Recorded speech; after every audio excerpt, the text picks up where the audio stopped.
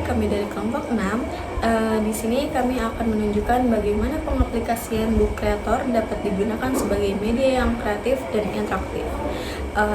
Di dalam book creator ini, kelompok kami membahas mengenai topik self image pada remaja. Selamat menyaksikan. Baik, di sini saya akan menjelaskan terlebih dahulu mengenai book creator. Jadi book creator ini adalah sebuah platform digital berbasis web dan aplikasi yang bisa digunakan untuk membuat buku digital atau e-book secara interaktif dan dengan mudah. Lalu di dalam book creator ini juga ada fitur-fitur yang bisa digunakan. Yang pertama itu ada fitur image yang bisa kalian gunakan ketika kalian ingin mengimpor foto atau gambar. Lalu yang kedua ini ada fitur kamera yang bisa kalian gunakan secara langsung ketika kalian ingin merekam. Lalu yang ketiga ini ada fitur pen yang bisa kalian gunakan kalau kalian ingin meng-highlight tulisan dari book creatornya, dari bukunya. Lalu yang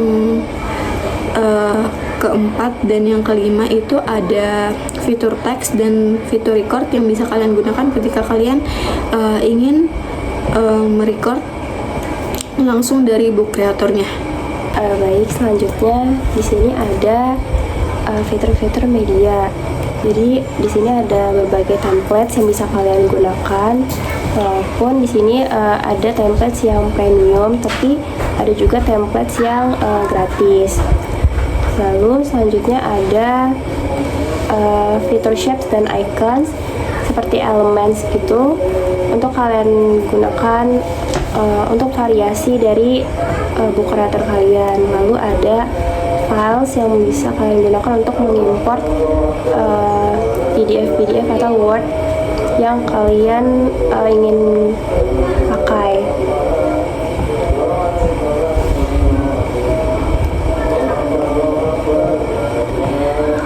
Lalu ada embed. Nah, di sini embed itu bisa kalian pakai, bisa kalian copy misalnya link dari YouTube atau Google Form yang bisa kalian gunakan, yang bisa dijadikan sebagai media. Lalu ada fitur aplikasi. Di sini kalian bisa menghubungkan berbagai aplikasi, contohnya seperti Canva, untuk membuat dari awal si e-book yang kalian ingin buat. Lalu ada fitur page.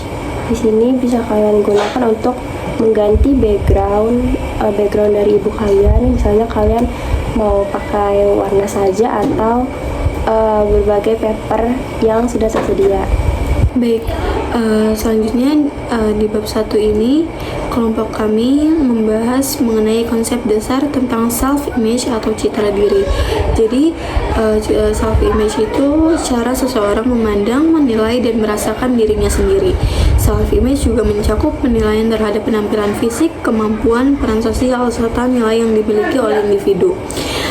Self-image juga berperan penting karena mempengaruhi cara berpikir, bersikap, dan berinteraksi dengan lingkungan, serta berkontribusi terhadap kesejahteraan psikologis dan sosial. Lalu di sini juga ada faktor dari pembentukan citra diri atau self-image. Jadi pembentukan self-image itu dipengaruhi oleh faktor internal dan eksternal, terutama pengalaman pribadi serta penilaian atau umpan balik dari orang lain. Lingkungan sosial termasuk media sosial juga memiliki peran yang besar dalam membentuk citra diri individu. Lalu juga di sini ada aspek dari self-image. Jadi aspek self-image itu meliputi persepsi terhadap diri, konsep diri, dan sikap atau perasaan terhadap diri sendiri. Baik, selanjutnya di sini ada karakteristik dari citra diri atau self-image. Nah, karakteristik ini tuh bersifat positif, negatif, dan berada di antara keduanya. Nah, citra diri positif ini ditandai dengan penerimaan diri dan pemahaman identitas yang baik.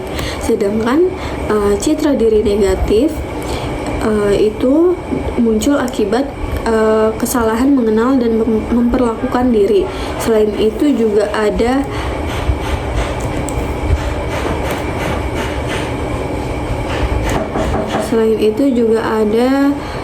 self image terdiri dari beberapa komponen, yaitu seperti peran yang dijalani, latar belakang diri, penerimaan sosial, dan makna keberadaan diri dalam kehidupan.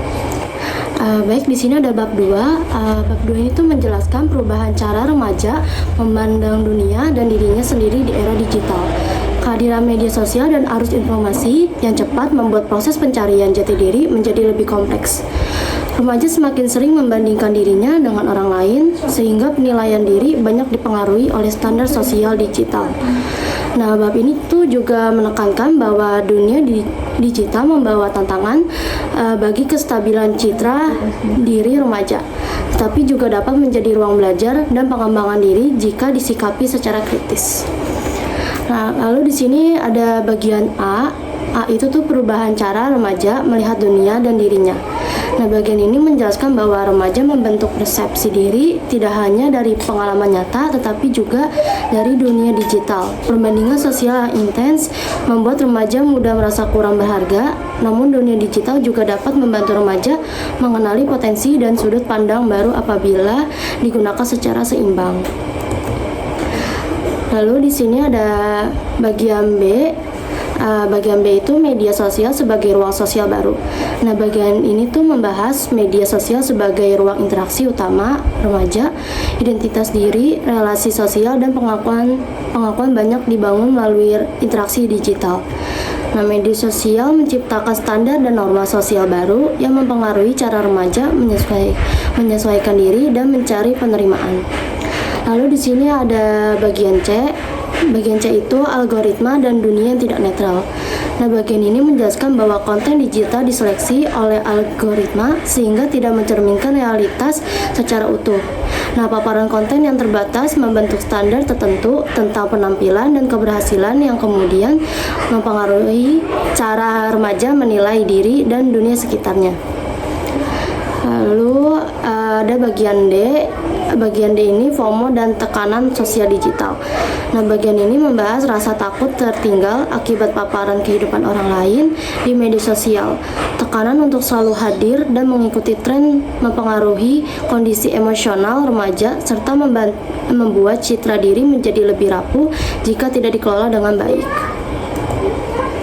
Nah, selanjutnya di sini kita masuk ke bab 3. Nah, bab 3 ini tuh berfokus pada pembentukan self-image remaja di media sosial, khususnya yang berkaitan dengan penampilan fisik, perbandingan sosial, dan validasi sosial. Nah, media sosial ini berperan sebagai ruang evaluasi diri yang kuat dan mempengaruhi cara remaja menilai tubuh serta nilai dirinya. Lalu di sini ada bagian A. Bagian A itu media sosial sebagai cermin sosial baru. Nah, bagian ini menjelaskan bahwa remaja melihat dirinya melalui respon sosial di media sosial. Namun karena yang ditampilkan bersifat selektif, media sosial sering menjadi tolak ukur yang tidak sepenuhnya realistis bagi penilaian diri. Selanjutnya ada bagian B. B ini tuh proses perbandingan sosial. Nah, bagian ini membahas kecenderungan remaja membandingkan dirinya dengan orang lain, terutama dalam hal penampilan fisik. Perbandingan ini dapat berdampak negatif jika dilakukan tanpa pemahaman diri, tetapi juga bisa bersifat positif jika disikapi secara realistis. Lalu ada bagian C. C itu pembentukan self-image fisik di media sosial. Nah, bagian ini menjelaskan bahwa paparan visual, teknologi editing, dan respon sosial membentuk penilaian remaja terhadap tubuhnya. Ketergantungan pada validasi digital membuat self-image fisik menjadi mudah berubah dan rapuh. Lalu ada bagian D, yaitu validasi sosial dan ketergantungan emosional. Nah, bagian ini membahas kebutuhan akan pengakuan di media sosial dan dampaknya terhadap emosi remaja. Ketergantungan pada validasi sosial dapat melemahkan citra diri, tetapi dapat diminimalkan melalui kesadaran diri dan hubungan yang lebih sehat dengan media sosial. Baik, saya akan menjelaskan bab 4 yang membahas dampak positif media sosial terhadap self-image remaja. Bab ini terbagi menjadi 5 subbab yang saling melengkapi. Subbab A, media sosial sebagai sarana pengembangan diri remaja. Di subbab pertama, saya menjelaskan bagaimana media sosial menjadi ruang eksplorasi bakat remaja. Jadi, ketika remaja aktif membuat konten kreatif seperti video, gambar, atau tulisan. Penelitian Sari 2019 membuktikan ini meningkatkan rasa percaya diri mereka. Yang menarik, Putri dan Suryanto 2020 juga menemukan bahwa interaksi positif di media sosial membuat remaja lebih puas dengan diri sendiri. Ini karena mereka mendapat pengakuan berdasarkan kemampuan, bukan hanya penampilan fisik. Subbab B, media sosial dalam pembentukan identitas dan hubungan sosial remaja. Kemudian di subbab yang B, saya membahas peran media sosial dalam pembentukan identitas. Menurut Hidayat dan Nurwati 2018 menjelaskan media sosial membantu remaja memahami siapa dirinya melalui refleksi diri dan respon dari orang lain. Pratiwi 2020 menambahkan bahwa dukungan sosial yang mereka dapat dari teman sebaya di media sosial ternyata meningkatkan kesejahteraan psikologis mereka. Remaja yang merasa diterima dalam komunitas online cenderung memiliki citra diri yang lebih positif dan stabil. Selanjutnya, subbab C, media sosial sebagai sumber informasi dan pembelajaran diri. Selanjutnya, di subbab C, saya menjelaskan media sosial sebagai sumber belajar. Menurut Wulandari 2021 menemukan bahwa remaja yang memanfaatkan media sosial untuk mencari informasi edukatif tentang kesehatan mental, keterampilan hidup, atau pengembangan diri ternyata lebih termotivasi untuk berkembang. Mereka yang kritis dalam memilih informasi juga cenderung punya pandangan diri yang lebih positif dan terarah. Jadi, media sosial bisa jadi alat pembelajaran yang efektif kalau digunakan dengan tepat. Selanjutnya, subbab D, media sosial sebagai sarana penguatan harga diri remaja. Di subbab D, saya membahas penguatan harga diri. Menurut Handayani 2019 membuktikan bahwa pengalaman positif di media sosial seperti mendapat apresiasi atas karya atau ide meningkatkan harga diri remaja. Yang menarik, media sosial memungkinkan remaja dinilai dari kemampuan non-fisik mereka, seperti kreativitas, pemikiran, atau kontribusi sosial, bukan hanya dari penampilan. Ini membantu mereka mengembangkan kontrol diri dan tanggung jawab personal dalam mengelola identitas digital mereka. Yang terakhir ada subbab E, media sosial dalam mendorong pemberdayaan dan partisipasi sosial remaja. Terakhir di subbab E, saya menjelaskan tentang pemberdayaan sosial. Menurut Nugroho dan Rahmawati 2020 menunjukkan bahwa ketika remaja terlibat dalam aktivitas sosial digital seperti kampanye sosial atau diskusi isu kemasyarakatan, mereka merasa lebih percaya diri dan sadar akan peran sosial mereka. Pengalaman berkontribusi ini membantu remaja membangun identitas yang berorientasi pada kepedulian dan tanggung jawab, bukan hanya fokus pada diri sendiri. Keterlibatan sosial juga memperluas wawasan mereka terhadap isu-isu kemanusiaan. Selanjutnya di sini saya akan menjelaskan bab 5, yaitu dampak-dampak negatif media sosial pada self-image. Di sini ada subbab A, dampak tantangan media sosial terhadap kesejahteraan psikologis remaja. Di subbab pertama, saya menjelaskan bagaimana media sosial bisa merusak kesejahteraan psikologis. Menurut Lustari 2021 menemukan bahwa paparan standar ideal di media sosial ditambah dengan perbandingan sosial yang terus-menerus membuat remaja cemas dan tidak puas dengan diri sendiri. Mereka jadi sangat sensitif terhadap penilaian orang lain dan mudah terpengaruh komentar negatif. Kondisi ini menunjukkan bahwa self-image yang terbentuk melalui media sosial sangat rentan kalau tidak didukung oleh konsep diri yang kuat. Dampak psikologis ini bisa menghambat perkembangan pengembangan identitas diri yang sehat. Selanjutnya ada subbab D, upaya penguatan self-image di remaja dalam penggunaan media sosial. Kemudian di subbab B, saya membahas solusinya. Kurnia dan Astuti 2020 menekankan pentingnya literasi digital agar remaja paham bahwa konten media sosial tidak selalu mencerminkan realitas. Mereka perlu belajar berpikir kritis terhadap informasi dan representasi diri di media sosial. Selain literasi digital, penguatan konsep diri melalui pendidikan karakter dan bimbingan konseling juga penting. Remaja perlu didukung keluarga melalui komunikasi terbuka dan diarahkan untuk menilai diri dari nilai, kemampuan, dan usaha mereka, bukan dari like atau komentar di media sosial. Selanjutnya ada subbab C, risiko distorsi citra diri dan regulasi emosi remaja. Selanjutnya di subbab C saya menjelaskan tentang distorsi citra diri.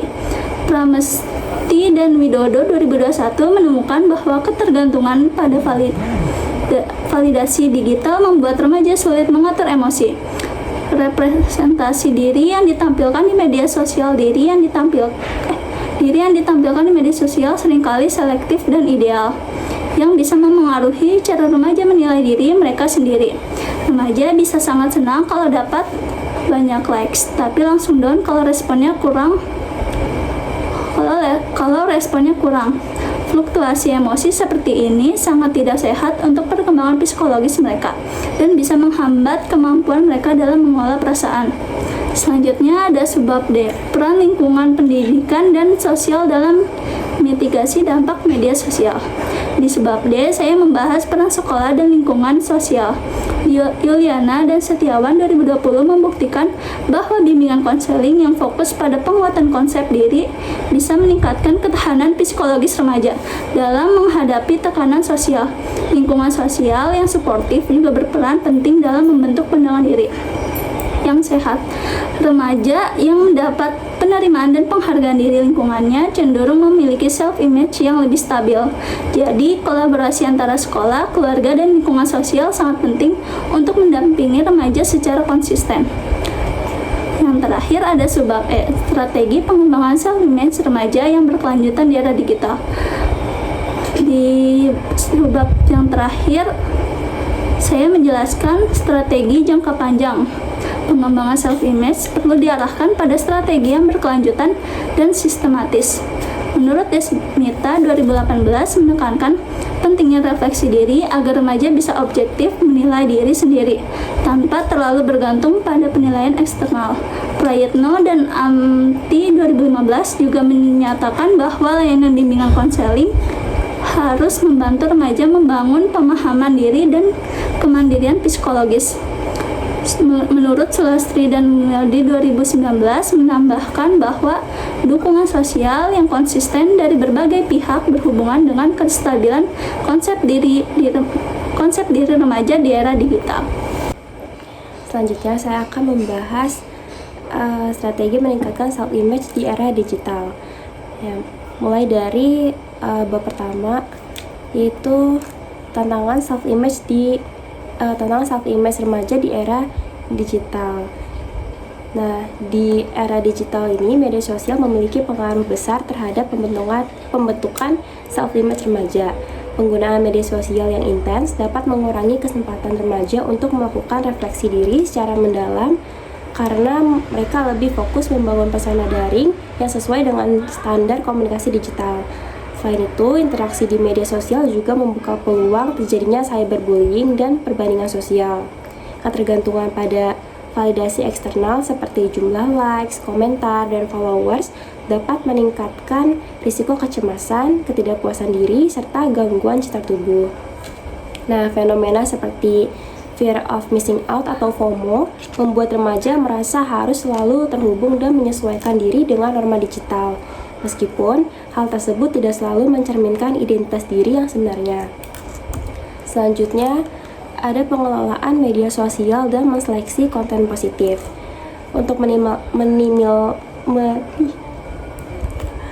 meminimalkan dampak negatif media sosial, remaja perlu mengelola penggunaannya secara bijak.